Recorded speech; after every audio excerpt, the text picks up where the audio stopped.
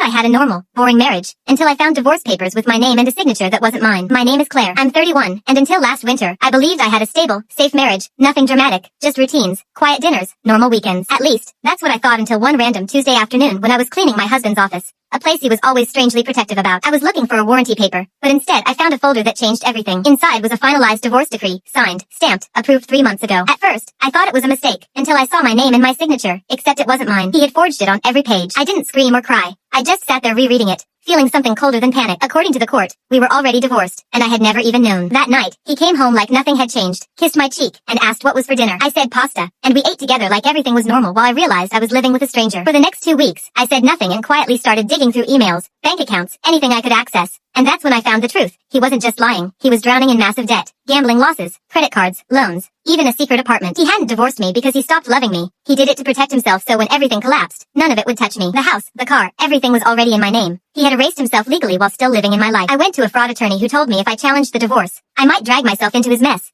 And in that moment, I chose myself and stayed silent. A month later, I randomly bought a lottery ticket, and the next morning, I realized I had won hundreds of millions. But instead of celebrating, I stayed careful, told no one, and secured everything through a private trust. That night, I went home, and for the first time in weeks, I smiled because now I knew something he didn't. The next morning at 7 a.m., there was a knock at the door, and he was served papers for forgery and identity fraud. He looked at me confused, and I calmly told him I knew everything. The divorce, the lies, the debt. He begged to fix it, even suggested we remarry, but I refused. Weeks later, he found out about the money and called me saying it was ours. And I laughed and reminded him we weren't married. He tried to fight it legally but backed off when he realized the truth would destroy him. The last time I saw him, he was standing outside the house after I changed the locks, looking smaller. And when he said I ruined his life, I simply replied, "No, you did that all by yourself." Because he tried to erase me from his life. But all he really did was remove himself from mine. For more stories like this, make sure to subscribe. Thank you.